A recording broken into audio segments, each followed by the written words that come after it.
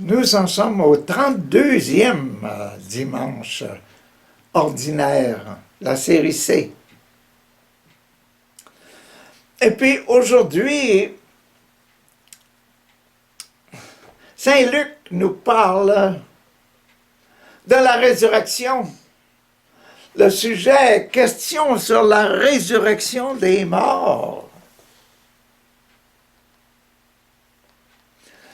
Vous savez que nous sommes en réalité aujourd'hui, c'est que le sujet de la résurrection des morts dans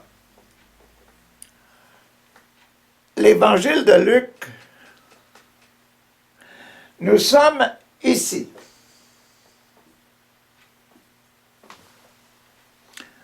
Dans la première patte de l'autel. En bas, tout à fait, la dernière série de 7 passages. Et le passage d'aujourd'hui est au sujet de la réconciliation. Donc, on doit se réconcilier avec quelque chose, mais qu'est-ce qu'il parle, le passage? Il parle de la résurrection des morts. Donc, il faut qu'on se réconcilie aujourd'hui, qu'on réconcilie notre cœur avec l'existence des anges et des saints dans le ciel. Là. Il faut qu'on dise ça dans le ciel. Là.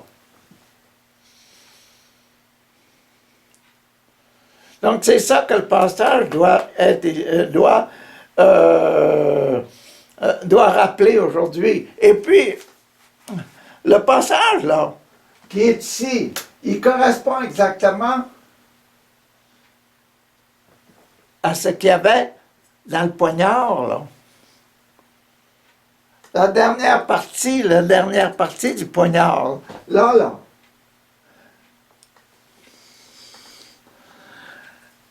Je serais intéressé à vous lire directement, tout de suite, là, ce qu'il y a dans cette fameuse petite partie-là. Ce que Paul veut expliquer dans son évangile, ce que Luc veut expliquer dans son évangile. C'est dans le chapitre 6 de Paul, dans le chapitre 6 de l'évangile de Luc. Et c'est ça, là. C'est au sujet des maisons. Les 2 maisons. C'est comme si vous et moi, nous avions 2 maisons sur la terre. Une maison bâtie sur le sable, puis une maison bâtie sur le roc. Ça veut dire ça, nous avons 2 spiritualités en nous. Moi, là, j'ai 2 maisons. J'ai ma maison terrestre, et puis j'ai aussi ma maison du ciel avec les anges et les saints. Je le sais. Et puis vous autres aussi, vous savez qu'un jour, vous allez aller au ciel ou en enfer. Ça dépend de vous autres, ça. Parce que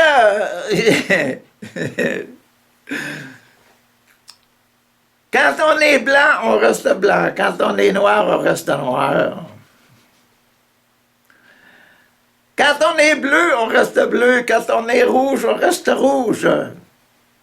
Donc, notre partie spirituelle, notre partie idée, notre partie amour, là, ça, c'est notre partie sur le roc qu'on doit mettre sur le roc. Mais, comme nous sommes des hommes, notre partie amour, là, si on aime le bleu, on aime le rouge, on aime les belles feuilles à l'automne qui tombent, là, bon, c'est notre amour, là. On peut prier avec ça. On a des belles autos, on a des belles motos, mais on peut se sauver avec une auto, on peut se donner avec une moto, avec une auto. Ça dépend de ce qu'on fait avec notre vie. Puis quand on meurt, là, notre vie apporte l'autre côté, puis elle garde sa couleur. Mais vous, c'est ça, là. Bâtir sur le sable, bâtir pendant qu'on est homme vivant dans l'humanité, les hommes de la terre, et puis vivre en fonction de notre demeure, notre autre maison qu'on sait qu'on va être heureux, ou on va être heureux éternellement, ou bien malheureux éternellement. C'est ça, là. Et voici le passage. Le passage, c'est « Pourquoi m'appelez-vous Seigneur, Seigneur? » C'est ça, les deux maisons. « Pourquoi m'appelez-vous Seigneur, Seigneur? Et ne faites-vous pas ce que je vous dis? » Mais vous m'appelez Seigneur, Seigneur, puis vous me donnez des coups de pied dans le derrière.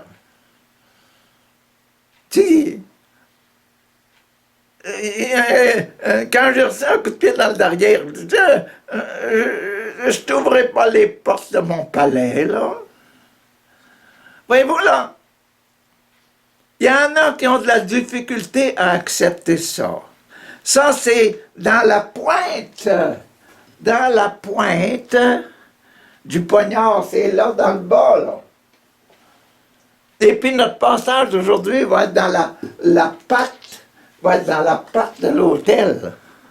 C'est pour ça, là, le Seigneur, Seigneur, ne faites-vous pas ce que je vous dis. Je vais vous montrer à qui ressemble tout homme qui vient à moi,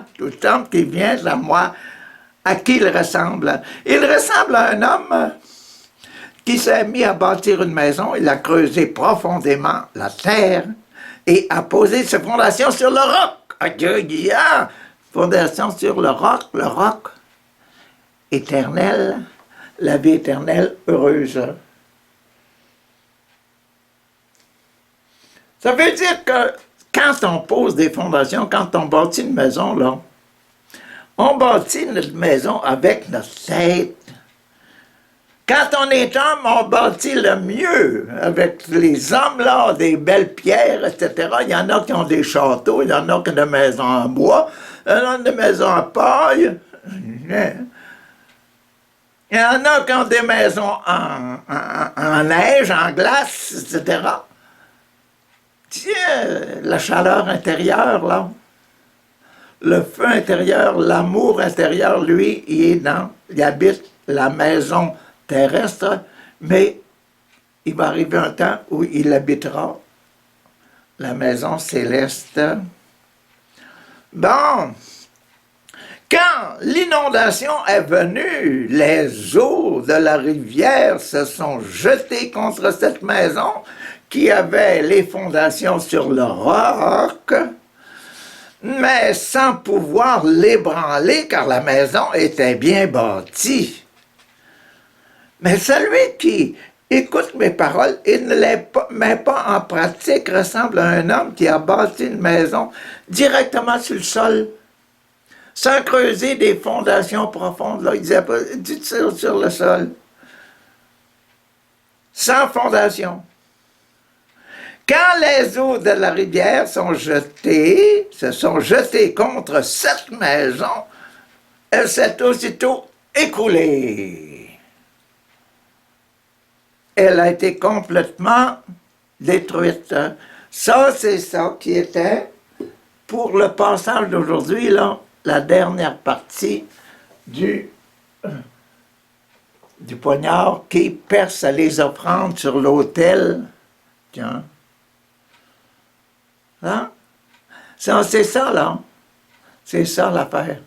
Donc, la dernière, et là, le dernier passage, ce passage-là de deux fondations, la fondation seulement humaine ou bien la fondation chrétienne, spirituelle, le roc, c'est Jésus, le roc éternel, hein, le roc là, hein, qui laisse sortir de l'eau du bâton de Moïse, à cause du bâton de Moïse, qui dit « Viens, donne de l'eau à mon peuple ».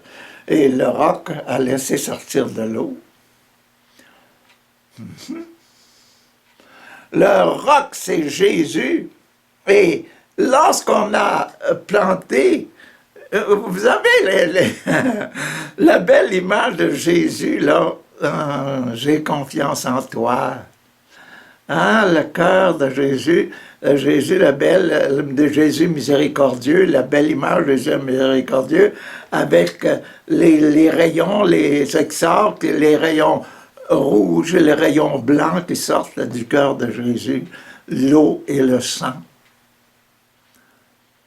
C'est ça, là, c'est ça. Donc, les fondations, sur la terre, nous avons des fondations, et dans le ciel, nos fondations intérieures. La fondation, ça montre la sécurité. Je suis sûr de moi, là, que je veux aller au ciel. Et puis, là, on prend des décisions pour faire des actions qui correspondent à ce qu'on pense, à ce qu'on a mis dans notre cœur, à notre amour. OK? Bon, le passage d'aujourd'hui, c'est le chapitre 20, ça commence au verset 27. Sur la résurrection des morts. Quelques Sadducéens, vinrent auprès de Jésus. Sadducéens, ce sont ceux qui affirment que les morts ne reviendront pas à la vie. Ils affirment ça, eux autres, que les morts ne reviendront pas à la vie. Mais remarquez bien là, que nous autres, dans notre monde, là, quand quelqu'un affirme des choses, ça ne peut pas nous changer, nous autres. Ça ne peut pas nous changer. Qu'est-ce qui nous change, nous? C'est notre valeur personnelle. Eux autres, ils affirmaient qu'il n'y a pas de résurrection des morts, mais quand ils meurent, qu'est-ce qui arrive là? Ils ne peuvent pas empêcher ce qui arrive, la réalité. Puis la réalité, c'est que, quoi? Jésus, il est ressuscité d'entre les morts. C'est ça qui a fait la force de l'Église à ses débuts.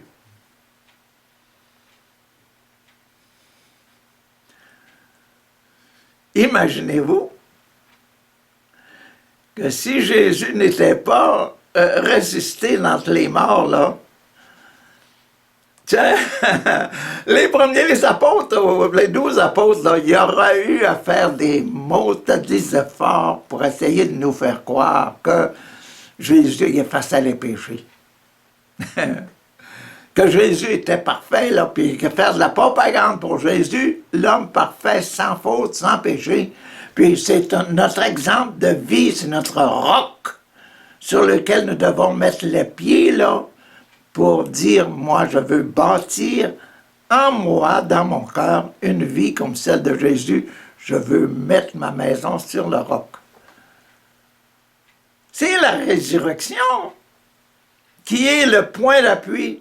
Regardez, il est au bout, complètement au bout du poignard de le prophète, là, Siméon, qui a dit à la Vierge Marie, un glaive te transpercera le cœur. Hein? Juste au bout, là, complètement au bout. Et le bout, le statut, là, hein? Ça veut dire, la mort arrive, là. Hein? Puis là, si tu as mis ta vie sur le roc, tu es sûr que tu vas être au ciel avec Jésus. C'est beau, c'est beau, c'est beau, c'est beau. La vie, c'est beau, ça. Bon. Donc, où est-ce que j'en étais? La résurrection des morts. Bon, ce sont eux qui affirment que les morts ne reviendront pas à la vie. Qui disent ce qu'ils veulent. Ce qui doit arriver, arrivera. Vous pouvez dire ça à n'importe qui, et pour bâtir votre foi chrétienne. Si vous voulez aller au ciel, prenez les dispositions pour aller au ciel. Agissez comme Jésus. Ah bon!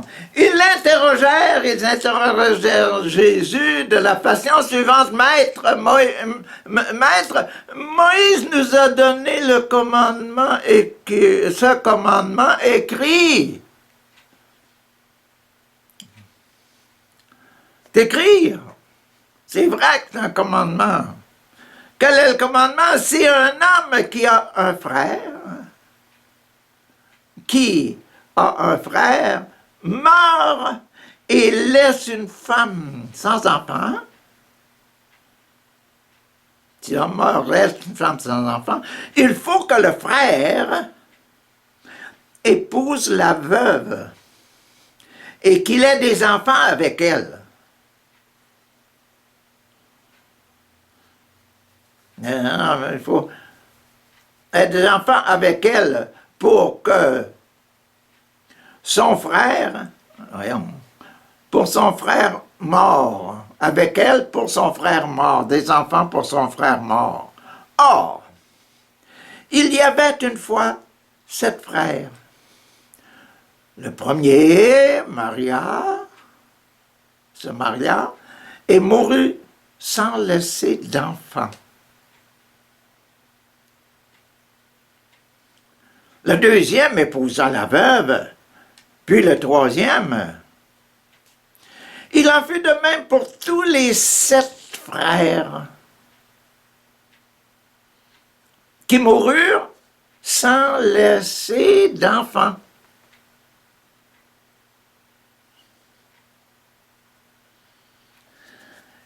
Finalement, la femme mourut aussi.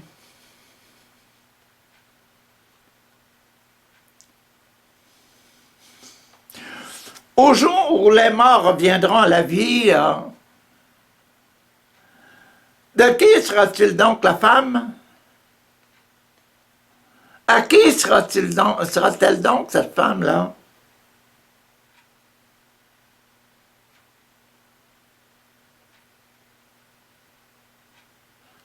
Il y en avait 7, 8. Car tous les 7, il y en avait 7. Et car tous les 7 l'ont eu comme épouse.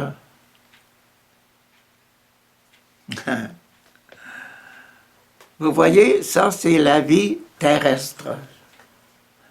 Et je vous parle, vous avez la partie blanche puis la partie noire. Donc je vous ai dit que le poignard est aiguisé des 2 côtés. Donc là, on est ici sur cette patte-là. Aujourd'hui, on va être ici sur la patte-là. On est là, sur cette patte-là. Bon, voyons le côté maintenant, l'autre côté. Ça, c'est la maison bâtie sur le sable, sur l'homme, sur le bon Dieu qui créa Adam de la terre, et puis Ève avec la côte d'Adam. Ça, c'est la partie humaine. Voici, Jésus, lui, il va parler du côté spirituel maintenant. Jésus leur répondit, les hommes et les femmes de ce monde se marient, hein? Mais les hommes et les femmes qui sont jugés dignes de revenir de la mort à la vie, ceux qui sont au ciel, là, les hommes et les femmes au ciel, hein, et de vivre dans le monde à venir. De l'autre côté, là, on ne se marie pas, ils ne se marient pas. Au ciel, ils ne se marient pas.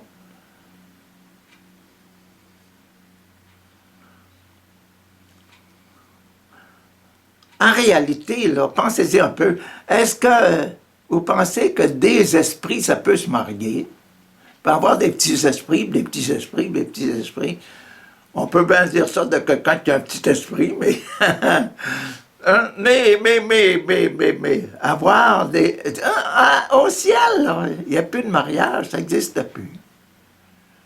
C'est seulement ce que l'on a fait, notre trésor spirituel, et seulement les résultats de l'amour qu'on a montré quand on était sur Terre. C'est vrai, hein? C'est vrai, vrai, vrai, vrai. Ce qui nous fera vivre heureux au ciel, c'est ce qui nous fait vivre ce qui nous a fait vivre sur la terre. C'est comme je vous dis, là, je l'ai dit au début, c'est quelle couleur que j'ai donné à ma vie, là. J'ai mis du rouge, du noir, du bleu, de l'arc-en-ciel. C'est ça, c'est la couleur que j'ai donnée sur la terre. La paix, la joie, le bonheur, ou bien la haine, la jalousie, l'ivrognerie, l'impureté. Ça, c'est la couleur que j'aurais donnée à ma vie, là. C'est ça qui va être, quand je vais ouvrir la porte du ciel, je vais rentrer, puis mon âme va garder la couleur, puis le stock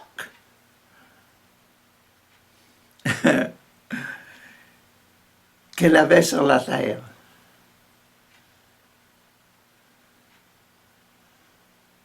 Je pense que c'est ça qui est beau là-dedans, là. On ne se marie pas, mais on va avoir la couleur, on va se réjouir au ciel. Si j'ai fait des mauvaises choses, là, je vais pleurer l'éternité longue, ou bien je vais brûler de haine de moi-même pendant l'éternité longue. C'est ça l'affaire. C'est ça l'affaire. Là, c'est sur la fin des temps, la fin du poignard. C'est sûr, est-ce que ma vie, j'ai passé ma vie seulement sur les choses terrestres, ou bien que j'ai pensé à bâtir mon royaume, ma richesse spirituelle, hein? Ton trésor est dans ton cœur, hein? Comme dit l'Écriture aussi. Hein? Là où est ton trésor, là aussi est ton cœur. Si dans le ciel on veut avoir la joie, le bonheur, la pureté, la simplicité, la candeur, tout ça, il faut qu'on le développe sur la terre. Parce que quand on va passer, on va ouvrir l'éternité, on va devenir des gens heureux d'avoir été purs, puis d'avoir été toutes ces belles qualités-là. Bon, où est-ce que j'en étais? Ah bon, Jésus leur répondit, les hommes et les femmes de ce monde se marient, les hommes et les femmes qui sont jugés dignes de revenir de la mort à la vie et de vivre dans le monde à venir ne se marient pas. Ils ne peuvent pas mourir. Ils sont pareils aux anges.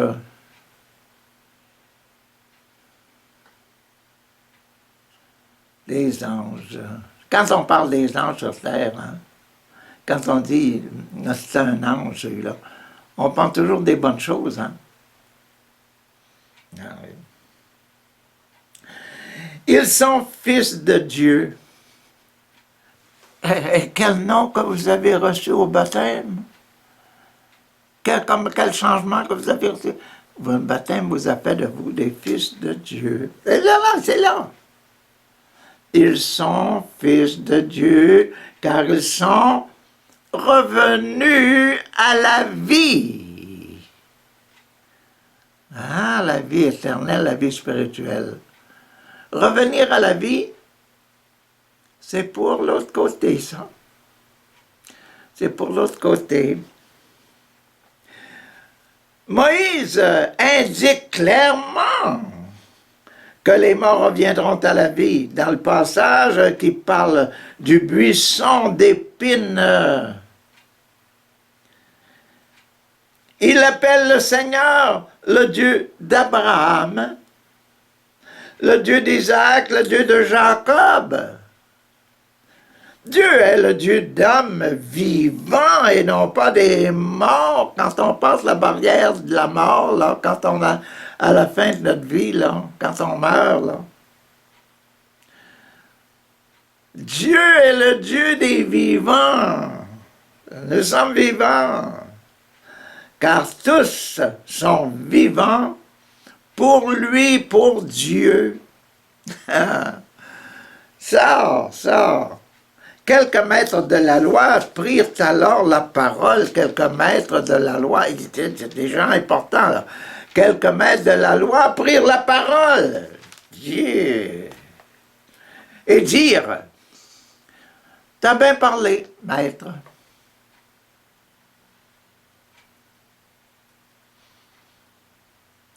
Car il n'osait plus lui poser de questions. Vous voyez, hein? Bâtir sur les deux fondations, là, sur les deux. Donc là, on est rendu en bas ici. Plus tard, là, Luc, si on continue dans Luc, on va rentrer dans l'autre colonne. Et ce pied-là, cette patte-là, la deuxième patte, ça va être bâtir, les passer en bas, va être, on va voir le crucifixion, la croix de Jésus plantée sur le roc. Quand on va à Jérusalem, là, on va visiter la Terre Sainte. Hein? Et nous autres, là, ici, et dans nos paroisses, là, chaque année, la Semaine Sainte, on voit ça, la vie de Jésus. Jésus, c'est notre roc éternel. Bon, mais hey, je vous ai donné seulement la troisième lecture, là. La première lecture, qu'est-ce que c'était la première lecture d'aujourd'hui, ce fameux dimanche d'aujourd'hui, là? C'était les martyrs d'Israël. C'est exactement ça. C'est juste un accompagnement de l'Évangile, là. Les martyrs d'Israël, là. En ces jours-là, 7 frères avaient été arrêtés avec leur mère. Vous voyez l'autre, là, le gars qui avait 7, la femme qui avait 7 maris. Tu sais, ça va avec ça, là. C'est pour appuyer ça, là. Appuyer la spiritualité qui est bâtir notre vie sur la terre, sur le sable ou bien sur le roc, sur l'amour éternel, la vision éternelle de notre vie. 7 frères, arrêtés avec leur mère, à coups de fouet et de nerfs de bœuf, le roi Antiochos voulut les contraindre à manger du porc. La viande, là, des animaux. Par les Juifs, là, pour les Juifs, c'était une sorte de viande qu'on dit impure. Donc, manger du cochon, manger du porc, là, c'est... Non. Pour les Juifs, c'était défendu. Voyez-vous? C'est pour ça, là, le roi voulait les obliger de manger du porc. Manger du porc, viande interdite aux Juifs. L'un d'eux, un des frères, là, un des 7, là, se fit le porte-parole et déclara: « Que cherches-tu à savoir de nous, roi? Nous sommes prêts à mourir plutôt que de transgresser la loi de nos pères. » Hein? Bâti sur le roc. Je ne lâcherai pas ma religion. Dieu me demande d'être fidèle, d'être pur, d'être saint, de ne pas manger les choses impures. Ben voilà. Je ne mangerai pas comme Dieu qui me demande ça. Je vais obéir à Dieu. Le deuxième frère, lui, dit: au moment de rendre le dernier soupir, il dit au moment de rendre le dernier soupir, tu es un scélérat, toi qui nous arrache cette vie présente. Mais puisque nous mourrons par fidélité à ces lois et aux lois de Dieu, le roi du monde nous ressuscitera pour une vie éternelle. Vous voyez, la vie sur le sable et la vie sur le roc éternel.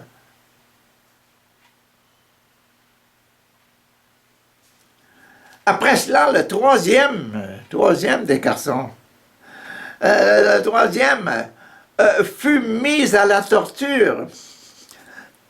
Il tendit la langue aussitôt qu'on le lui ordonna. Il présenta ses mains, avec intrépidité, en déclarant avec noblesse, avec dignité, avec grandeur d'âme. C'est au ciel que je tiens, c'est du ciel que je tiens ses membres. C'est Dieu qui m'a donné mes mains, qui m'a donné la langue.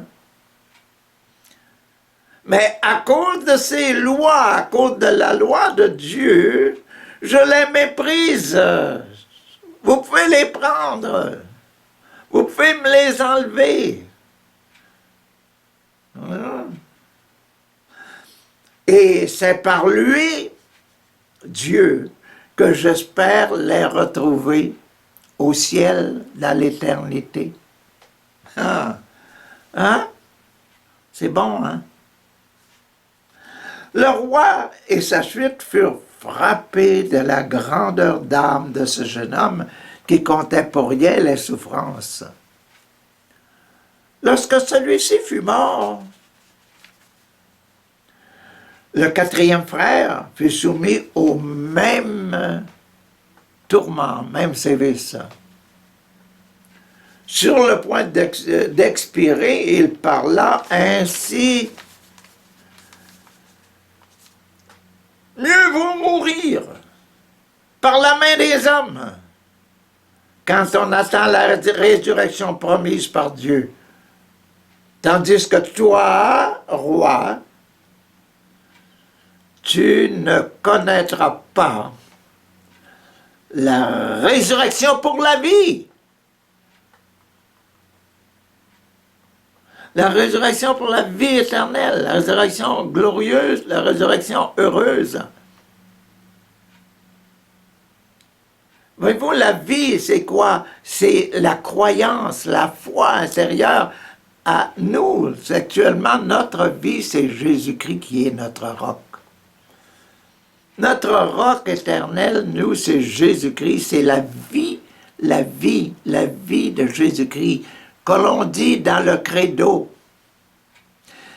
Né de la Vierge Marie, a souffert sous Ponce Pilate, a été crucifié, est mort, a été enseveli, est descendu aux enfers. Le troisième jour est resté des morts, est monté aux cieux, est assis à la droite de Dieu le Père Tout-Puissant, d'où il viendra glorieux pour juger les vivants et les morts. C'est ça la vie. Revenir, ressusciter, la résurrection des morts. Et c'est dans notre credo que l'on dit à chacun des dimanches. Hein? Et aujourd'hui, c'est dimanche. Ah, que c'est beau, les Écritures, c'est formidable, formidable, formidable. Bon dimanche à tout le monde.